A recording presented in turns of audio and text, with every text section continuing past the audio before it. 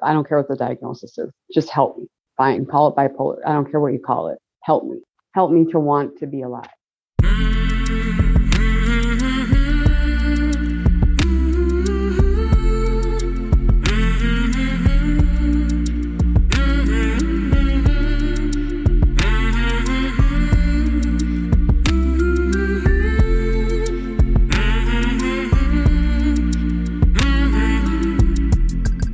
Hey there, my name is Sean, and this is Suicide Noted. On this podcast, I talk with suicide attempt survivors so that we can hear their stories.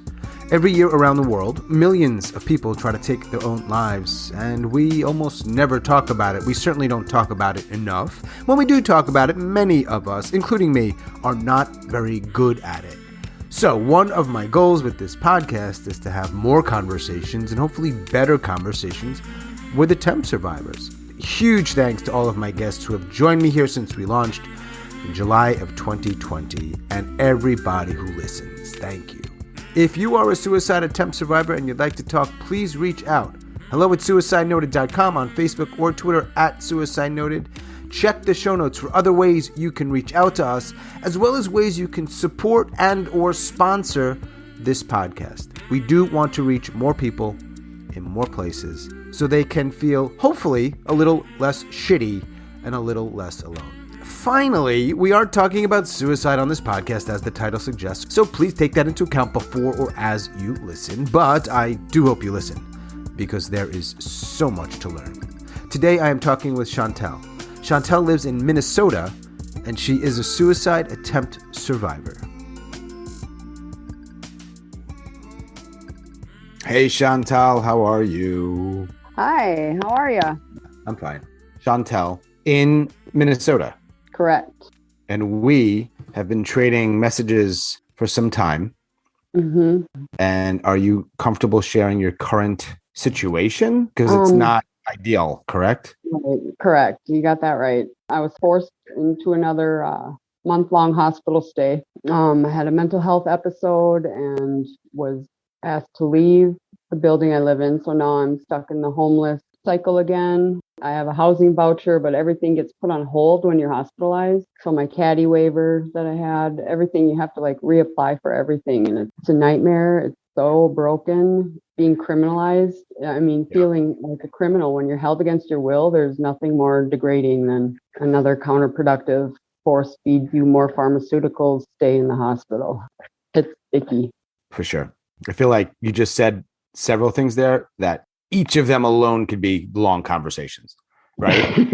From what we've talked about, and I want to hear more about, this isn't something that just popped up in the last few weeks. This has been something you've been dealing with for a long time. Yep. Covers a lot of ground. Let's start with your first suicide attempt and what leads up to that. We're not dilly-dallying here, Chantal, right? I was 13 years old when I overdosed. The first, I would say, attempt, I literally read the back of an Advil bottle and it said, do not exceed 8. So I took 9 and legitimately thought I wouldn't wake up. That obviously wasn't the case, didn't work. And I didn't really tell anyone about that. And then it was about a month later when I emptied the medicine cabinet. So 13 years old, you tried twice. Yep. Right. Where are you in Minnesota at the time? Yep. I was actually just moved, transferred schools in the middle of the school year. And so I'm originally from up north, just a small town, and got moved down to the metro area in the middle of the school year. And I really struggled being I was severely obese. Yeah, I was kind of a big fish in a little pond, and then kind of being thrown in a ginormous ocean, and you're just a little goldfish trying to find your way. And I was really struggling. Did you have anybody in your life who you could talk to, support type thing?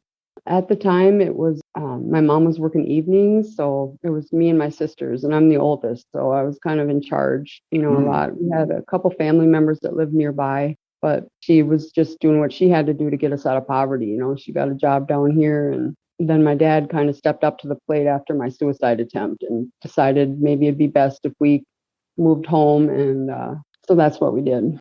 There's a lot of things going on there, obviously. A lot of things. When those two attempts, I don't know if this is the right way to frame it, but my show, my words, they don't work. You did not succeed in ending your life. That's a given. No surprises there. We're talking. Yep, exactly.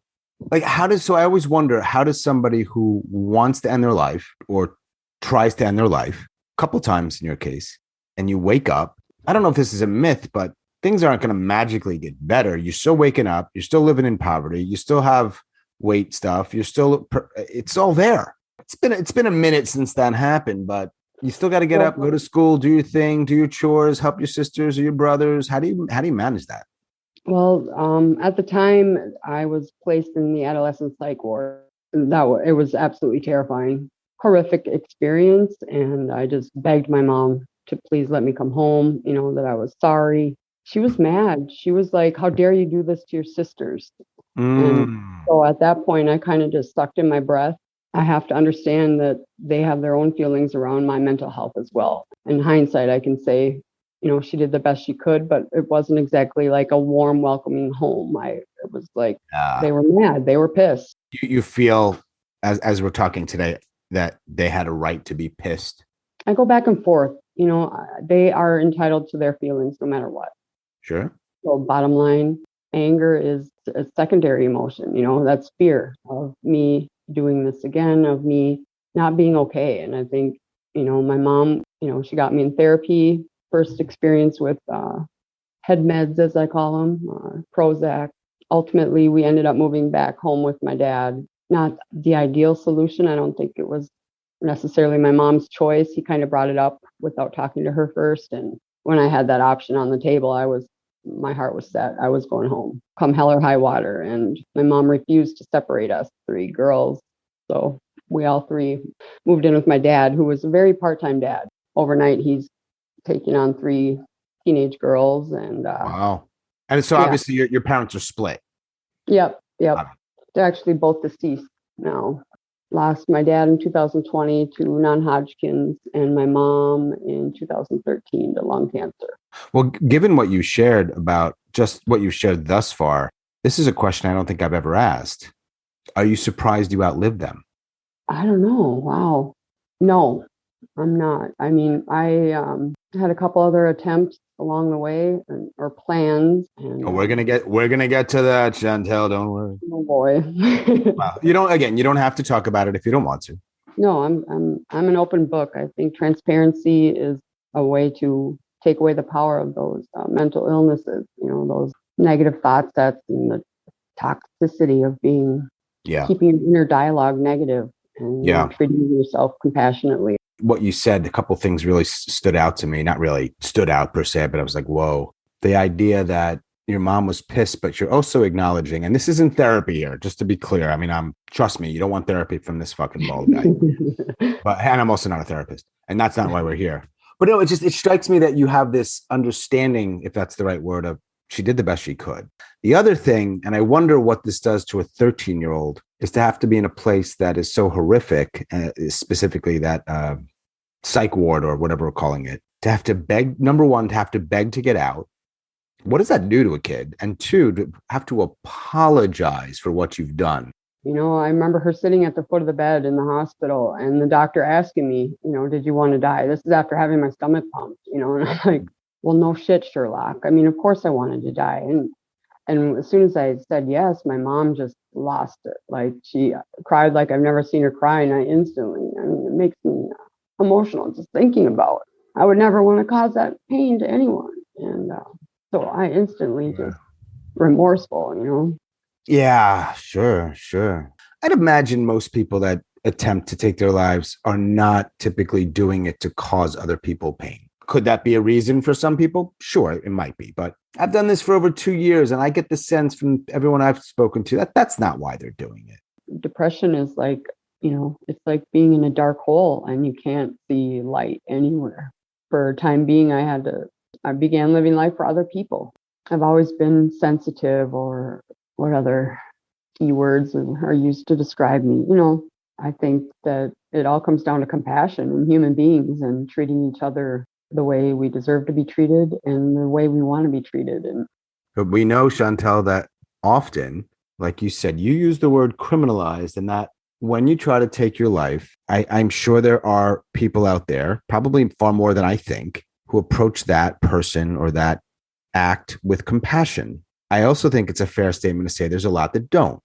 Correct. Yeah, like a ticking time bomb is how I feel. That's why it's such a shameful thing to carry around, and why I wanted to do this podcast too, is the more we talk about it, the less power it has. And the stigma is real. I mean, the stigma within family systems, within the criminal system. I'm in Minnesota, supposedly one of the best states for mental health, and clearly a flawed system.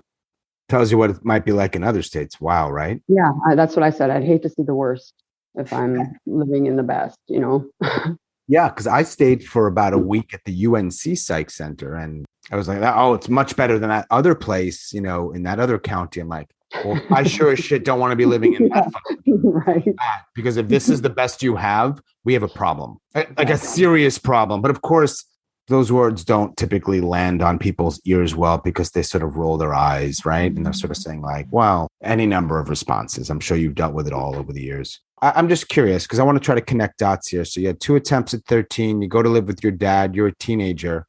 How old are you when you attempt again?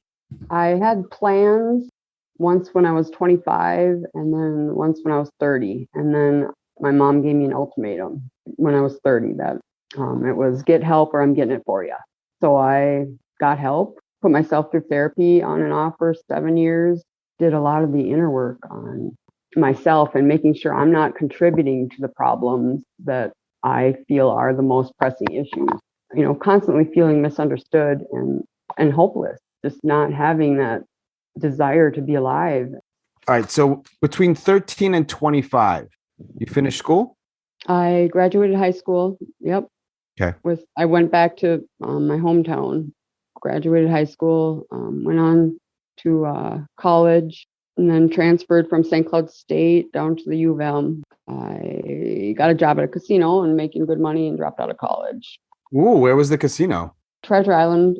It's in Welch, Minnesota, or Red Wing. It was fun for a while, but another toxic environment, no windows, no clocks, no sunlight, just feeding people's addictions, Money, booze, etc. Yep. 25 and 30, you'd said that your mom gave you that ultimatum at 30. So she knew about your plans, or she just knew you weren't doing well? She knew about my plan. How did she know about that? I'm not sure how people found out. Can't really recall. I was drinking heavily at that time period in my life, self-medicating with anything I could get my hands on, really. Yeah. That's when I started learning how to advocate for myself. I had a shrink, they tried diagnosing me bipolar and put me on lithium, and all I did was cry. All I could do was weep. And I was like, this is not the med for me, and then I had a new shrink, a new therapist, and she helped me kind of see that, I am entitled to be treated fairly, and I do have a say in what goes in my body. Yeah, I was thinking, when you were crying or you were trying to communicate that lithium is not for you, how many people at least gave you a minute or two to listen? I'm betting very few. Exactly. You don't know what's best for you. No, of course not. It's worth a listen. Jeez, come on. I mean, at a minimum, a listen. Like, this is in this person's body. Lithium is a very strong drug. And I know for some people it saves their life. So it's not, that's what I've heard. But I'm sure for a lot of people, it's not the right fucking drug. Right. And there are some major side effects to lithium, hardcore, life-changing side effects. Yep. When you're 25, do you know what prevented you from trying? Because when you're planning, you're moving closer, and you'd already have a couple of attempts, even though more than a decade goes by. What stopped you? Guilt and fear. Guilt of what? Guilt of feeling bad in the first place. I always said, like, if there was a way to just remove me from the world without hurting anyone else, that option I would have elected several times over. At 25, at 30, and other times? Yeah. My most recent, when I had a plan, I literally bought the Tylenol, and that was in 2020. Fear stopped me dead in my tracks. Fear of not succeeding. Waking up, being alive, maybe doing some damage, maybe permanent. Right. And I was not messing around. You learn some tricks of the trade along the way. So it reminds me of people in jail who learn to be better criminals. So when 25 and 30, is it similar? Like you said, the guilt and the fear, you got close, you planned, you stopped. Yeah. Went to Canvas Health. That's when things turned around. That's when I started learning how to love myself. And I think that was a game changer for me, learning that I'm worthy, I'm enough. People can't meet me where I'm at, then they're not necessarily my people. How old were you when that process sort of started? 31. When I was 31, I had that attempt. And then like I said, I was at Canvas Health. They were kind of a integral part of my healing at the time. And just, I was finally like, I don't care what the diagnosis is, just help me, fine, call it bipolar. I don't care what you call it. Help me to want to be alive. You went to this place, they helped you, and you said, just help me want to be alive. I don't give a shit about the diagnosis. In 2020, if I heard you correctly, there was another almost attempt. I was heartbroken. I was at the time stuck in the system and living in a sober house. I was forced into treatment because I didn't have anywhere else to go. So after 30 days of inpatient treatment for drugs and alcohol, literally for cannabis use. Wow. Yeah. And to this day, it's the only thing that helps everything. And so why wouldn't you do it? Of course. Right. That's, to me, is a sign of actually someone who's somewhat healthy. I know some people will push back there because they'll say, well, Sean, yeah, I mean, heroin makes people feel better, but it's a problem. And I would say, I get it. It's a problem. But if it helps someone feel better who never feels well, it's a pretty logical, rational thing to do. I think if you've never been in the space of feeling really crappy, particularly for an extended period of time, you cannot understand this. No? There's a reason I've always gravitated towards that ever since I was 13, that, after I got home from that psych ward. So when you were 13 and you had that incident, you started smoking marijuana. I was introduced to it. Yep. And it helped. Yep, it did. And then I was a periodic smoker. I mean, in high school and through college, and that 10 months in 2020 in a sober house, 10 months, I was waiting for housing. I had this Bridges housing voucher, and the lack of housing is, I mean, they don't care where they put you. My family, tough love is what the opposite of what I need. I don't know. Does anybody need that?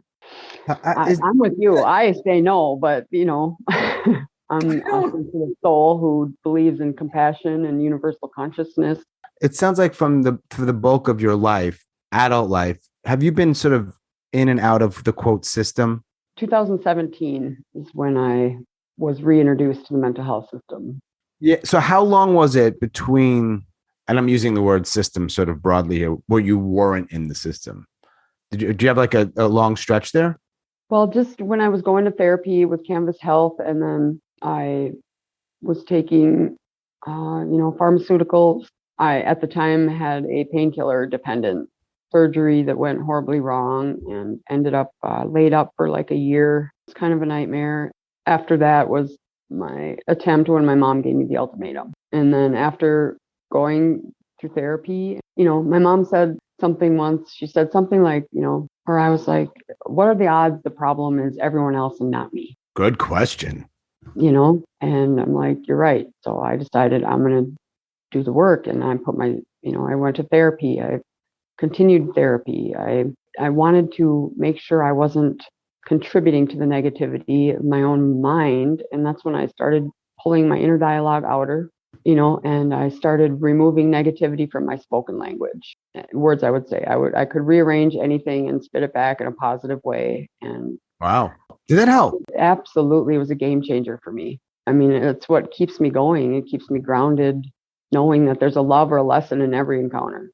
Everyone who crossed my path, everything I'm going through is for a reason. And if the only reason I can find right now is to do stuff like this, to talk about it, so that people aren't treating others poorly. It's everybody lifted each other up, and energy healing, spirituality.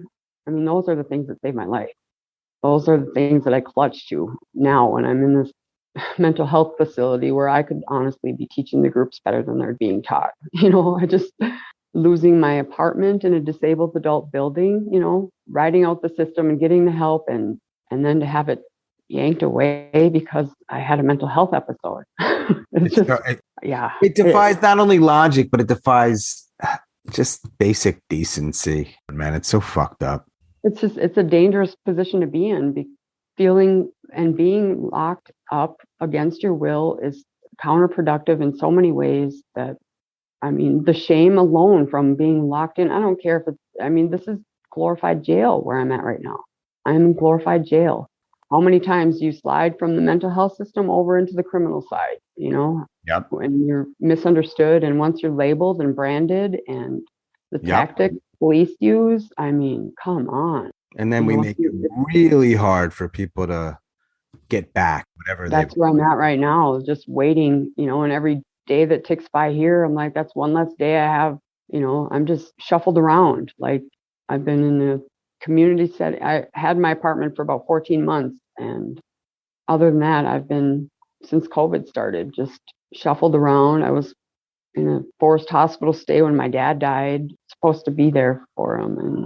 And it's so hard not to feel like a criminal. Mm-hmm. Something I didn't choose, and I do the best I can, and I don't know. I know I'm not alone in feeling misunderstood, you know. Right. How many hospital stays have you had? Oh God, I've lost count now. Long ones, like more than a month, 3. And it's infuriating. My last one just 2 months ago here, I mean, you get forced into the hospital and they wouldn't let me, you're not allowed to see your therapist. Something about billing, and I'm like, this is a mental health unit, and I can't, all it is treating acute symptoms and medicating you until you're zombified, you know, yes sir, yes ma'am, and then they find you your next holding cell. In the meantime, it's like, go back to start. Just not having employers that understand mental health, not just the fact that it's not universally called mental health instead of mental illness anymore. The fact that there needs to be a new language to bridge spirituality and psychology. Good luck with that, Chantal. I know, right? Especially in the West. I mean, we are weirdly attracted or addicted to, you know, whatever, surgery and fixing, and you just wonder, like, I don't know this to be true, but I mean, I don't have enough information, but you wonder who is pulling the strings here. Right. Who are making these decisions? And we know some of it, and perhaps a good portion of it is being influenced by money. Yeah. And you're just like, come on, you got to be kidding me. I mean, that's criminal. Yeah. These 10-day homeless shelters are $1,000 a day billed to my health insurance. $1,000 a day. Do you know how much housing I could get for, I mean, the 10 days that you're in a temporary homeless shelter? That's $10,000 paid by medical assistants. The money could be so much better spent in so many, I mean, the mental health field is spread so thin right now. We're just trying to get case management services, and it's brutal. It's icky. It's icky, yeah. So you had that attempt, or no, not attempt, but you had a not so long ago almost attempt. Yep, bought the Tylenol. Do you, as we speak right now, want to be alive? I do. I do want to be alive. I also want the system to work better. It wears on you, man. It wears on you. And to not be able to use marijuana right now, and it's scary. It's scary because I know that those ideations creep back up. You know, when you're feeling criminalized and shameful subconsciously, and you don't have a choice. I want to keep going. I want housing, you know, and just the hierarchy of needs. And yes, 100%. So hard. Oh man, basic stuff. You can never. Yeah, it's being stuck. Yeah, exactly. You just need basic stuff, and if you don't have it, yeah, I'm on a hamster wheel right now. Is what it feels like. You know, I'm just buying time, and the more time that ticks by, is the less time I have. You know, and before I have to pack up what I can carry and move to the next spot. Right. I always wonder how many people who do you have in your life to talk to? That not only and to be clear, when I say that, I don't mean somebody who would be like willing to listen with a slight eye roll. I mean, really, that you'd be like, all right, I feel better after talking to this person. The funny part is I meet people in psych wards. Some of the coolest people I've met have been temporary passing. We're in the same setting and we find solace in each other. For me, it's being able to, what makes me feel good now is helping others. I know that I'm here for a reason, and I have to go through this, and I have to be vocal about it. I have to be an advocate. I have to be a voice for people that don't have a voice. No matter what, I refuse to let the demons take over. The negative thoughts, I allow them, I write them down, I burn the paper.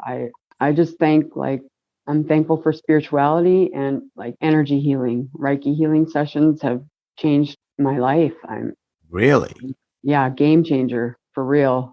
Some people would be like, what? What? Oh, Reiki? Come on. I didn't think that was even a real thing. they would be wrong. You are wrong. Right. Wow.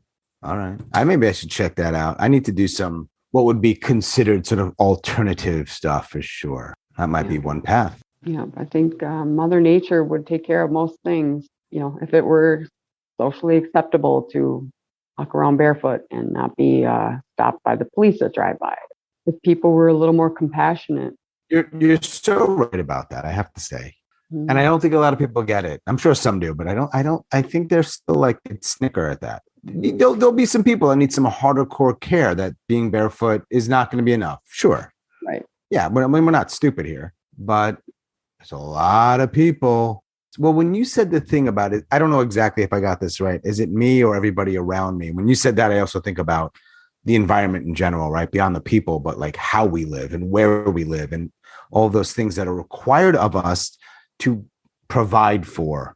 A lot of it it's not a good match for certain people. So those that it matches well with, they tend to do well and thrive, but I don't get it. Yeah, right. I'm not sure what the point of all that was, but I don't think that makes you ill necessarily, that you're not adapting to these things isn't the way I think of being ill. You could argue someone not being able to adapt to their environment or their culture or society's sort of standards is not well, but I don't know. I don't think so. I don't know. Yeah, I feel like I've done a lot of work on myself and to a point where like, okay, I no longer think I'm the problem. I honestly am like, somebody thinks I'm a problem. Well, why is that? I think it's judgmental ideations of what you want me to do, what you think I'm capable of, but they're not me. They don't understand that just to feel worthwhile, just to feel appreciated and respected where I'm at. I'm thankful for my sisters, their boundaries, but at the same time, I need them in my life. We need more than it's all about community. It's about coming together and lifting each other up and to not feel guilty for having thoughts. If I wasn't treated like a ticking time bomb for bringing up suicidal ideation or attempts or feelings or, I did an article once for the Pioneer Press about mental health. And I was quoted saying, family isn't always your best resource. And I kind of got some flack for that. I feel like I offended family members. Yeah. I would just want to correct myself and say, I didn't say they were the worst, but there needs to be a professional first, somebody who can be objective and listen without getting confused by their anger or fear or worry that I'm not okay. Family, the more understanding they are, the better. And my sisters are really good about that. Like they don't hold grudges. They are there for me when I'm at the bottom. They do whatever they can within healthy boundaries to help. What's an unhealthy boundary? Well, letting me live there, for instance, if I let me stay with them, it crosses lines and they want me to be able to do this on my own. Can I ask you a question about that? Mm-hmm. So are their lives a little different than yours? Yes, they're both married and each have 4 kids. And I'm single, no kids. Yeah. Single, no kids. All right. I'm going to say this. I'm trying to be sensitive or careful with my words. Who created that boundary? Them. I was staying with them, rotating, a week at each sister's house. Got it. But that's their family. That's their life. I understand and respect that boundary. And it's not their fault that I'm the way I am. And it's not my fault that they're the way they are. And everybody, when push comes to shove, they have always been there for me when I am at my lowest. I'm grateful for that. Yeah. If I'm thinking about your sisters, I'm thinking about your parents and other people in your life. How many people do you know, if you can recall, like how many people know that you tried to end your life? The most recent attempt, very few. I don't know that anybody knew that I purchased the Tylenol. I did get caught. One of my girls that lived in the sober house with me, she was the phone keeper. We had to turn our phones in at night. And she saw in my Google search how many Tylenol would it take. And Just to be clear, did you try or was it an almost attempt? it was an almost, more than a plan. Was the difference in you trying and not trying that woman? Very well could have been. I'm sad to say she passed away this last month from an overdose. Her funeral last week, and it just made me realize how important it is to do stuff like this. To take away the power of these mental health conditions that can be just debilitating. Yeah. And when was that? You said 2020? Yep. I'm doing the best I can. It's not always a struggle. I really do. And this has got me kicked out of multiple places, but I try to find the joy in every day. Mm-hmm. Every day I try to find something to be joyful about, and I live joyfully no matter where I am or what I'm doing. And that sometimes isn't received well. Really? By whom? By the naysayers. I'm not supposed to be enjoying this. The attitude, it's unspoken, of course, but how are you supposed to be?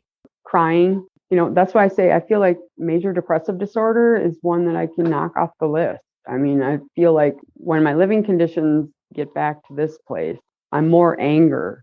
It's anger now when they take me, because I've been in therapy this whole time to avoid forced hospitalizations because they're so counterproductive. They're just so damaging to my self-esteem, to my life. I mean, a month at the hospital 2 months ago, and I lost my apartment, and I'm now back in the homeless pool, and the police are like so undertrained, and they're human beings. Just because they wear uniforms does not make them professional. And I've had more than my fair share of negative encounters with the law. Mm-hmm.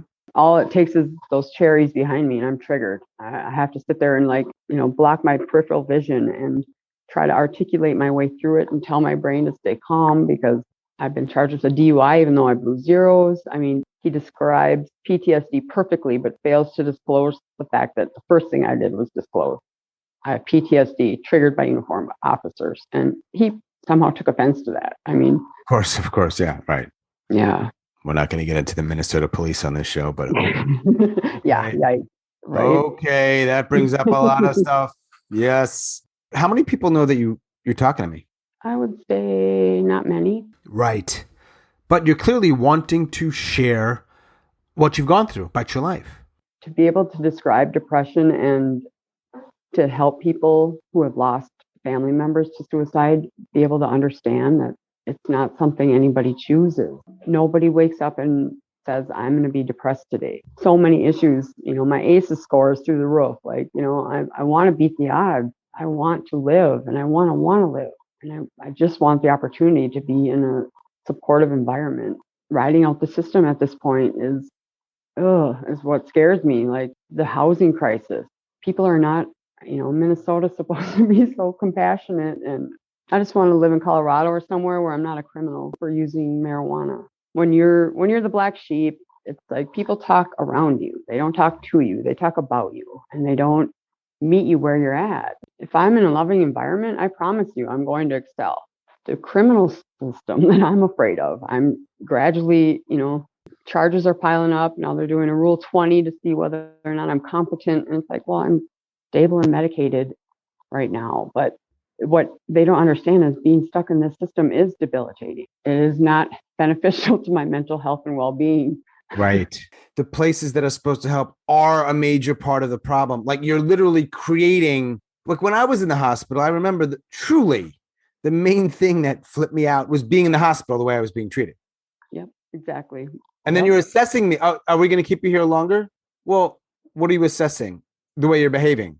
And I'm in an inhumane place. So when I hear myself on the podcast doing this, I'm like, Sean, nobody wants to hear your little rant here, but we cannot not talk about the fact that they're getting paid a lot of money. You cannot have that be part of the conversation. There's got to be a better way. That's all I know. With the amount of money that $10,000 for 10 days in a homeless shelter, $10,000. But it feels like to me that that's just money getting passed from one rich person or one rich group of people to another. Yep. That's what that is. Yep. That's insurance fraud, or not fraud. That's insurance perpetuating the cycle for pharmaceutical companies. It seems like broken doesn't even seem close to the right word to me. it feels more, I don't know what the word is, like perverse and repugnant. Right. It's ass backwards. What are, if any, some myths or misconceptions? And in your case, look, we could talk about suicide, mental health, the criminal justice system, addiction. There's a few things we could tackle, but is there one or two that stands out to that you want to say, no, no, no, no, no? My major reason for doing this is the fact that I was 13 and I tried to kill myself. Yeah. The fact that there's an epidemic in this country, adolescents that don't want to be alive. We have got to seriously take a look at ourselves and how we are treating other human beings. What are we teaching at home? That I was lucky in that department. My mom, I mean, she raised us to never, ever make fun of somebody for something they cannot help. And I feel like it's my job to use my voice. I have it for a reason. And I just want people to treat everybody the way you want to be treated. It's like those golden rules we learn in kindergarten. We learn them in kindergarten for a reason. There's a reason I'd rather hang out with kids all day. I just wish more people understood or took the time to learn how to meet people where they're at and how to sit with people with and have difficult conversations. Do it. It takes away the power of those big roadblocks. When you're supported and loved and lifted up, it's possible to achieve anything. I'm criminalized in this mental health facility that I'm at right now, where I can't even bring a guest into my room. I'm a 43-year-old woman. I'm not allowed to do grown-up things. This is impossible for my brain not to be ashamed. I'm at bottom again, the outside looking in. My brain, my mind, my thoughts are not bottomed out, but I'm fearful. Without this medical marijuana license, I mean, they've got a civil commitment on me, the Regions Hospital. I have to go see a judge to get my freedom back.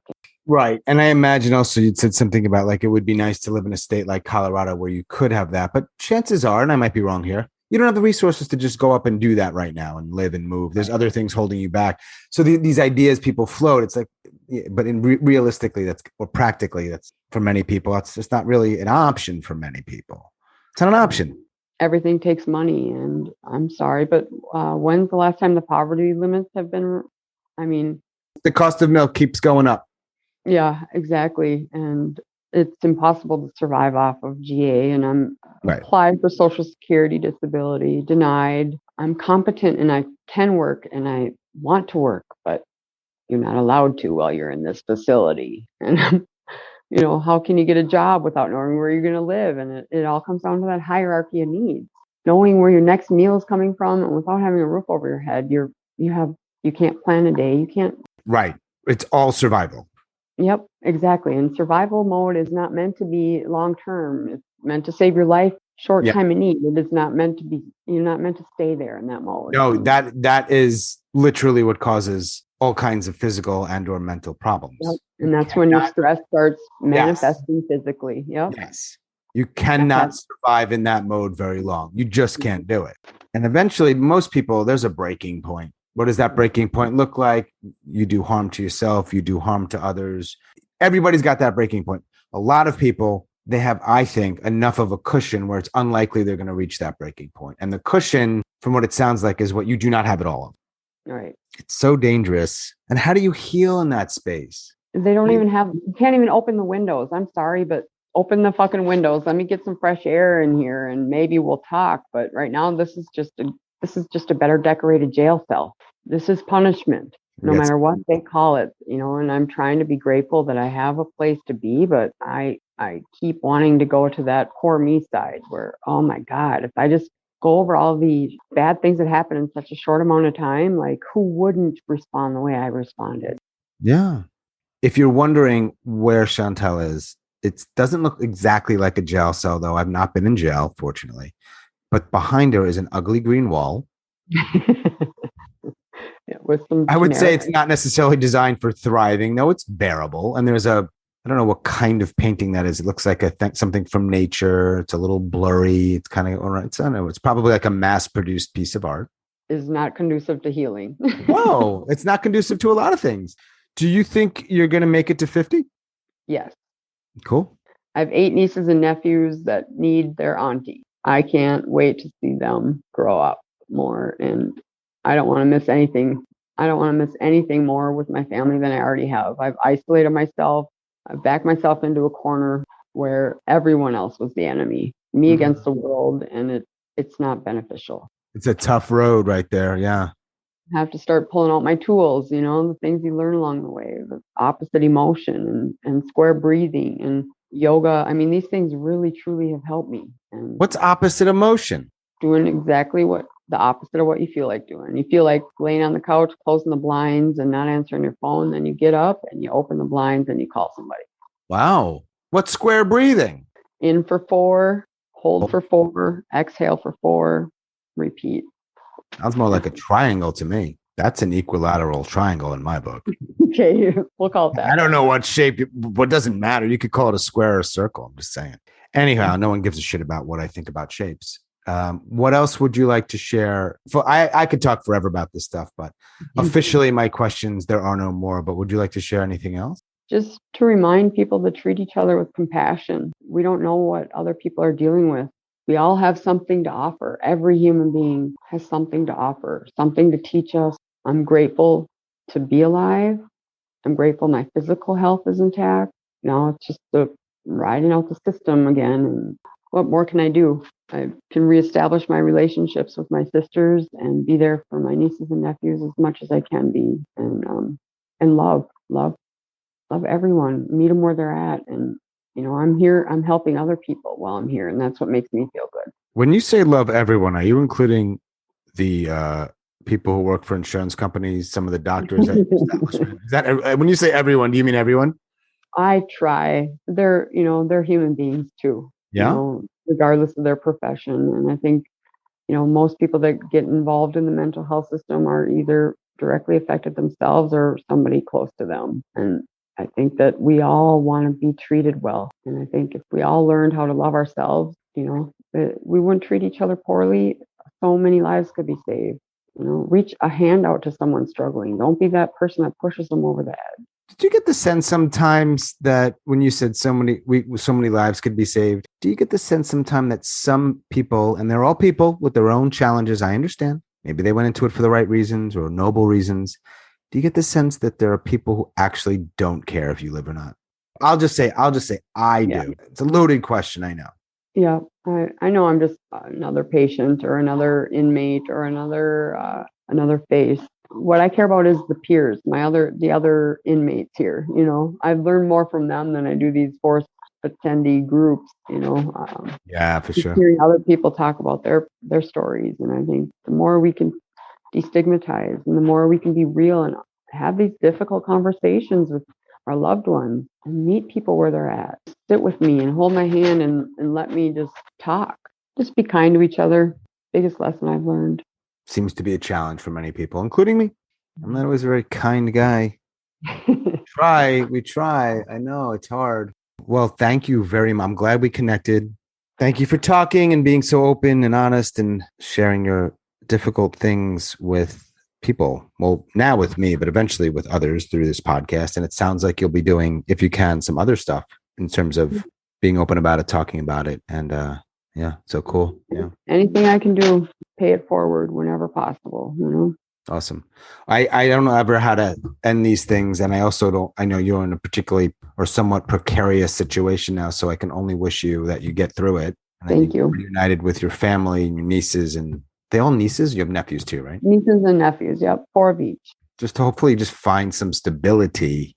Like you said, the basic needs at some point sooner than later, because it's got to be very, very difficult. So, yeah. Well, thank you so much for having me. I appreciate it.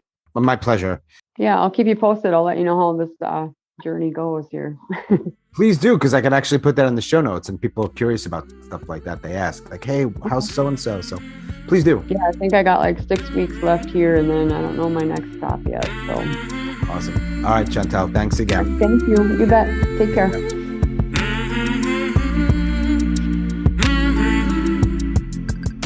As always, thanks so much for listening and all of your support, and special thanks to Chantal up in Minnesota. Thank you, Chantal. If you are a suicide attempt survivor and you'd like to talk, please reach out. hello@suicidenoted.com on Facebook or Twitter @suicidenoted. Check the show notes for other ways you can reach out to us and ways you can support the podcast, even sponsor the podcast. However you participate, we really appreciate it. And that is all for episode number 134. Stay strong. Do the best you can. I'll talk to you soon.